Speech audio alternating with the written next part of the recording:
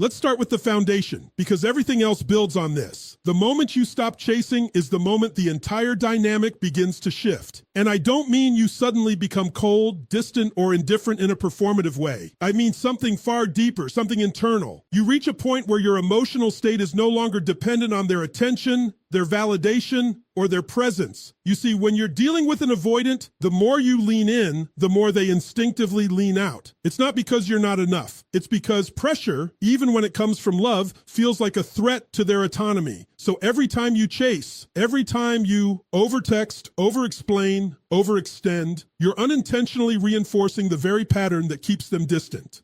But here's where it gets interesting. Human psychology is wired in a way that we value what feels scarce, what feels earned, what feels uncertain. When you're always available, always accommodating, always there, no matter what, you remove the element of discovery. There's no tension, no mystery, no space for them to step toward you because you've already closed the gap. So the shift begins when you reclaim that space. Instead of asking, how do I get them to come closer? You start asking, why am I abandoning myself just to keep them comfortable? That question alone is transformative because now the focus is no longer on controlling their behavior, it's on mastering your own. Emotional self-sufficiency is not about isolation, it's about stability.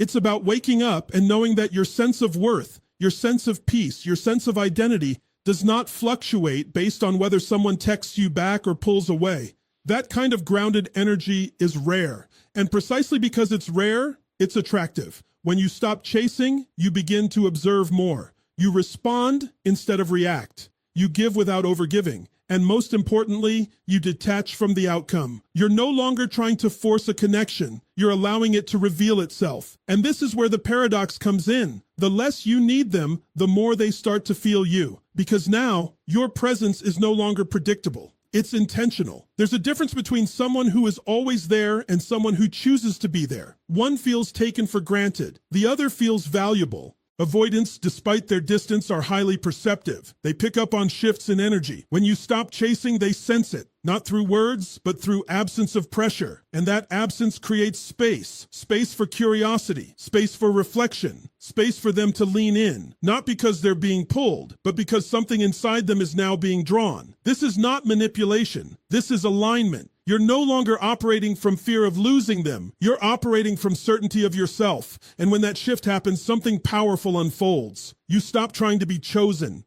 and you start becoming someone who chooses. You stop proving your value, and you start embodying it. You stop running after connection, and you start attracting it. And that's the moment everything changes. Because the strongest position you can ever be in is not the one who needs the connection the most. It's the one who is completely whole with or without it. Stop chasing, and you don't lose them. You finally give them a reason to come toward you. Once you've stepped out of the chasing dynamic, something subtle but incredibly powerful begins to emerge. And that is the strategic use of absence and uncertainty. Now, let's be precise here because this is often misunderstood. This is not about disappearing to provoke a reaction. It's about no longer overexposing your presence to the point where it loses its psychological impact. When someone always knows where you are emotionally, when you're always available, always responsive, always predictable, the mind stops engaging. There's no reason to lean in, no reason to question, no reason to wonder. And without that sense of wonder, attraction slowly begins to flatten. Especially with an avoidant who is already wired to maintain distance, predictability becomes comfort. And comfort in this context often leads to disengagement. But uncertainty activates the mind. Think about it. The human brain is designed to seek resolution. When something is unclear, incomplete, or slightly out of reach, attention sharpens. Focus increases. Emotional investment deepens. Not because someone is being forced to care, but because their own curiosity pulls them in. So when your presence becomes more selective, more intentional, something shifts. You're no longer constantly filling the space between you. You allow pauses, you allow silence, you allow moments where they don't fully know what you're thinking or what you're doing. And in those moments, their mind begins to work. They start asking questions they didn't ask before. Why haven't they reached out? What are they focused on? Are they pulling away? And that internal dialogue is important because now the energy is no longer one-sided. You're no longer the only one thinking, analyzing, anticipating. They are now participating in that psychological space. This is what creates tension, not negative tension, but emotional tension, the kind that builds attraction. You see, attraction doesn't grow in constant reassurance. It grows in the space between certainty and curiosity. Too much certainty and there's no excitement. Too much uncertainty and there's no safety. But when you learn to balance the two, when you become grounded within yourself while allowing a natural level of unpredictability in your availability, you create a dynamic that feels alive. And for an avoidant, this is critical because they are used to people moving toward them with urgency, with intensity, with a need to define everything quickly. When you step out of that pattern, when you allow things to breathe, you become different from what they expect. And what is different captures attention. But here's the deeper layer. Absence is not just physical, it's emotional. It's the decision not to over-explain yourself, not to immediately clarify every feeling, not to rush in and close every gap. You trust that what is real does not need to be constantly reinforced. That level of restraint signals confidence. It communicates that you are not afraid of space. And when you're not afraid of space, you stop trying to control how someone fills it. Now, they have to choose. And that choice is where attraction begins to take root. Because when someone moves towards you on their own, without pressure, without prompting, that movement carries weight. It's not obligation, it's desire. So instead of asking, how do I keep their attention? You start living in a way that makes your attention valuable. You don't flood the connection, you pace it, you don't eliminate mystery, you allow it to exist. And in doing so, you transform your presence from something that is always available into something that is deeply felt when it's there and deeply missed when it's not. And that's the shift you're looking for. Because when your absence begins to speak as loudly as your presence, you're no longer chasing connection, you're creating it. Now, once you've created that space, once you've stepped back from chasing and allowed a level of uncertainty to exist, the next level of mastery is how you handle yourself emotionally within that space. Because this is where most people lose the advantage they've just created. They stop chasing externally, but internally, they're still reacting, still anxious, still pulled into the same emotional patterns. And an avoidant can feel that. You have to understand, avoidants are incredibly sensitive to emotional intensity, not necessarily in a conscious, articulated way, but on a nervous system level. When emotions come at them fast, unpredictable, or overwhelming, their instinct is not to move closer, it's to create distance. It's a form of self-protection. So when you react impulsively, when you respond to their silence with frustration, to their distance with pressure, to their inconsistency with emotional spikes, you unintentionally confirm their deepest fear. That connection leads to chaos. But when you regulate yourself, when you remain grounded even in moments that would normally trigger you, something very different happens. You become stable in a way that they are not used to. And that stability is disarming. Emotional regulation is not suppression. It's not pretending you don't feel anything. It's the ability to feel everything without letting it control your behavior. It's the space between stimulus and response, where you choose how you show up rather than being driven by instinct. So imagine this. They pull back. The old pattern would be to chase, to question, to seek reassurance. But now you pause, you observe, you stay centered. You don't immediately reach for your phone to close the gap. You allow the moment to exist without trying to fix it. That pause is power, because in that moment, you are no longer predictable. You are no longer feeding the dynamic they expect. And when their expectation is disrupted, they begin to reassess. Not because you said anything, but because you didn't react the way you used to. And over time, this creates a new emotional experience for them. They begin to associate you with calm instead of pressure, with clarity instead of confusion, with presence instead of demand. And for someone who has learned to equate relationships with emotional overwhelm, this is something they can't easily ignore. But here's the deeper truth. You're not doing this for them. You're doing this for yourself. Because when you become emotionally regulated, you stop outsourcing your stability. You're no longer at the mercy of someone else's inconsistency. Their actions may still fluctuate, but your inner state does not rise and fall with every shift. That's what creates real confidence. Not the absence of emotion, but the mastery of it. And this is where your power becomes undeniable. Because now, even in moments of silence, even in moments of distance, you are not collapsing inward. You are not questioning your worth. You are not trying to control the outcome. You are simply grounded in who you are. And that grounded presence, it changes everything. It makes people feel safe around you, not because you're trying to be safe, but because you are stable. And stability in a world of emotional reactivity is rare. So the next time you feel the urge to react, to chase, to close the gap, pause, not as a tactic, but as a choice, a conscious decision to lead yourself before you try to influence anyone else. Because the person who can regulate their emotions holds the strongest position in any connection. And when you master that, you don't just change the dynamic, you redefine it. Now, as you begin to regulate your emotions and hold that grounded center, something else becomes not just important, but essential. And that is the life you are building outside of this connection. Because here's the truth most people don't want to confront. If your world starts to revolve around one person, you don't create attraction, you create pressure. And pressure is exactly what an avoidant is trying to escape. When someone feels like they are your primary source of happiness, your main focus, your emotional anchor, it doesn't feel flattering to them. It feels heavy. It feels like responsibility they never agreed to carry. And even if they care about you, even if there is genuine interest,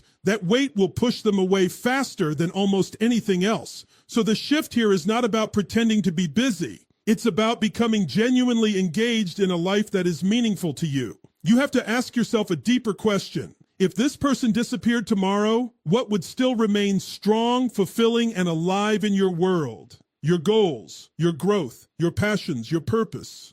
When those areas are active, when you are investing energy into becoming more, building more, experiencing more, something begins to change in the way you show up.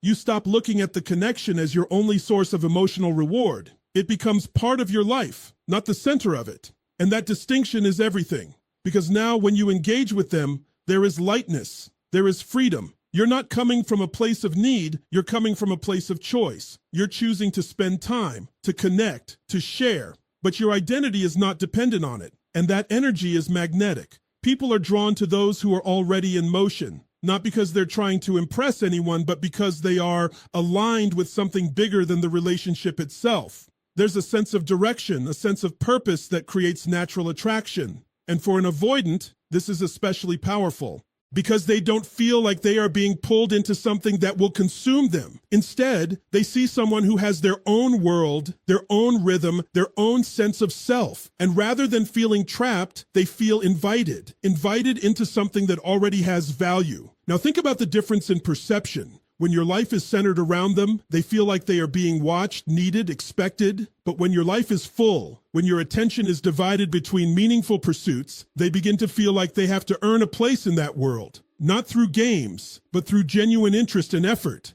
That's when the dynamic shifts. Because now, your time becomes valuable. Your attention becomes intentional. You're not always available. And not because you're trying to create scarcity, but because you're actually engaged in living. And here's the deeper psychological layer. When someone sees that your happiness does not depend on them, it removes the pressure, but it also raises your value. Because now, being part of your life is not something they can assume. It's something they experience when you allow it. And that creates desire. Not forced, not manipulated, but natural. So instead of asking, how do I make them prioritize me? You start asking, am I living a life that I would prioritize? Because that's the standard. When you become deeply invested in your own growth, your own direction, your own sense of purpose, you stop waiting for someone to complete your life. You start building one that is already complete. And from that place, connection becomes something you share, not something you depend on. And that's where your power is. Because the moment your life no longer revolves around them is the moment they begin to wonder how they can fit into yours. Now, as you begin to build that life, one that is full, grounded, and no longer centered around them, the way you communicate starts to matter on an entirely different level, because at this stage, it's no longer about what you say. It's about what you embody. Most people, when they feel uncertainty in a connection, try to resolve it with words. They explain more. They clarify more. They try to make sure everything is understood, defined, and secure. But with an avoidant, too many words don't create clarity. They create pressure. Words, especially when they carry emotional weight, can feel like demands. And when something feels like a demand, their instinct is to resist it. So the shift here is subtle, but powerful. You begin to speak less and signal more. You let your actions carry the message. Instead of telling them how much you care, you show consistency, but without overextension. Instead of asking where you stand, you observe how they show up. Instead of trying to define the connection prematurely, you allow it to reveal itself through patterns, through behavior, through time. And this does something profound. It moves you out of the position of someone trying to convince and into the position of someone who is evaluating. That shift alone changes the entire dynamic, because now you're not chasing clarity. You're watching for it. You're not trying to secure their interest. You're noticing whether it's naturally there. And in doing so, you communicate something without ever saying it directly. I value myself enough not to over-explain, over-pursue, or over-invest where it isn't reciprocated. That message is felt.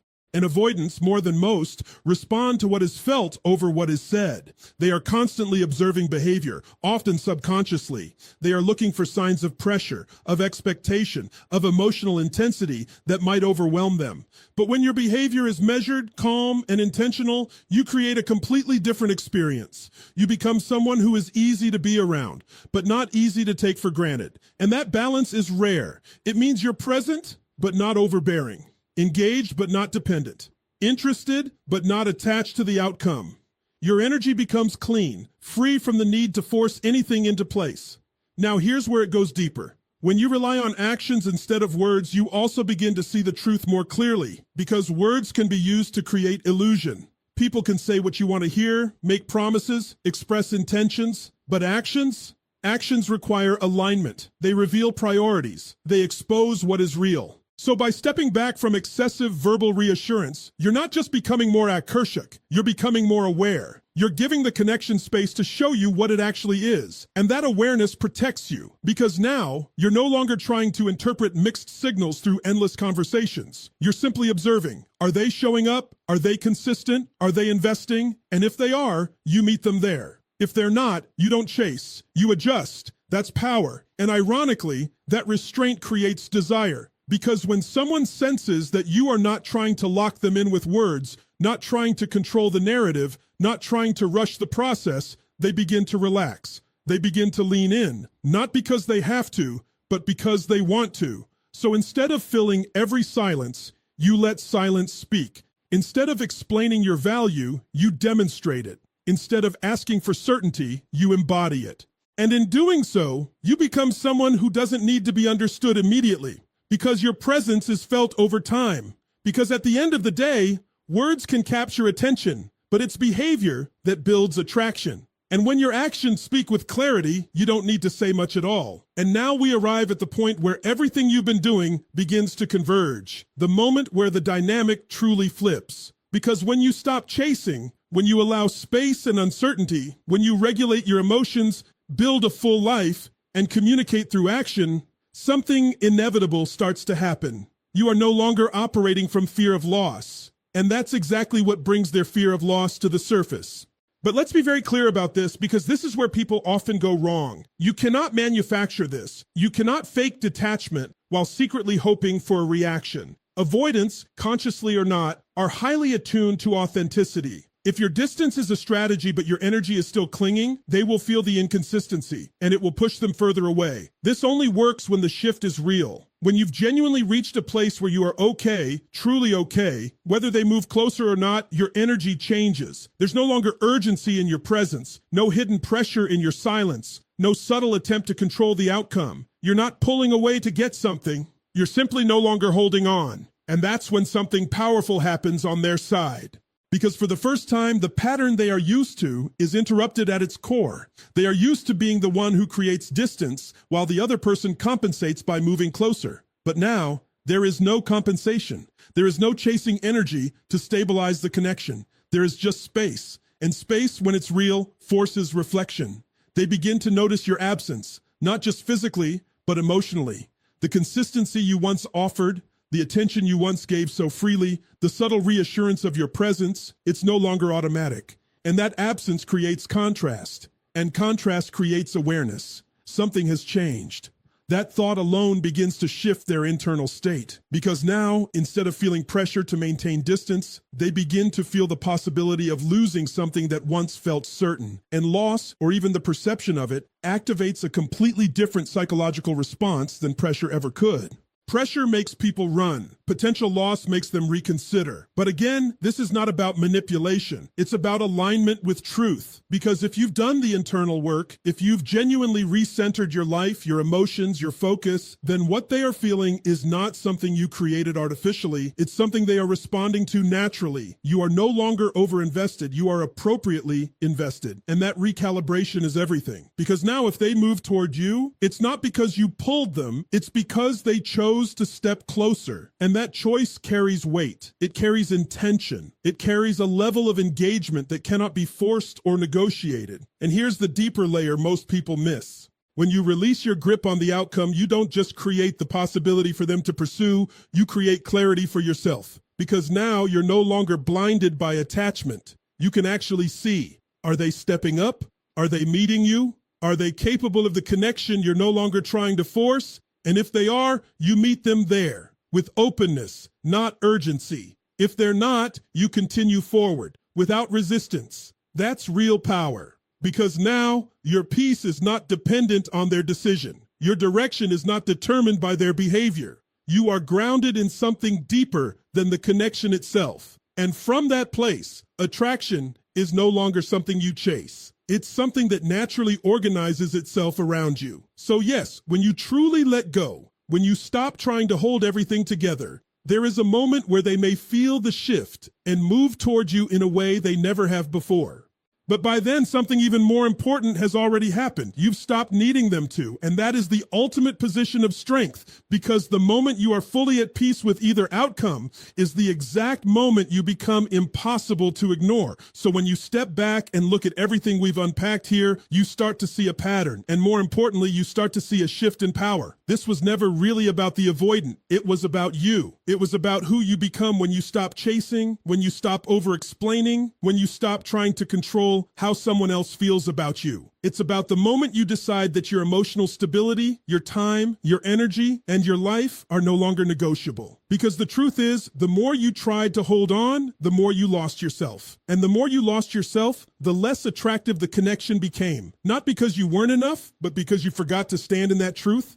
But now everything is different. Now you understand space, you understand emotional control. You understand the power of a full life, the impact of your actions, and the quiet strength of letting go without fear. And here's the paradox that changes everything. The moment you stop making them the center of your world is the moment they begin to see your value more clearly. Not because you forced them to, not because you convinced them to, but because you finally stopped abandoning yourself. And whether they come back, lean in, or begin to pursue you in a way they never have before, that's no longer the point. The point is that you are no longer waiting. You are no longer chasing validation. You are no longer negotiating your worth. You are no longer shrinking yourself to maintain a connection. You've stepped into a position where you are choosing, not hoping to be chosen. And from that place, everything becomes clear, because the right dynamic will meet you there. The right person will rise to that level, and anything that doesn't will naturally fall away without you having to force it.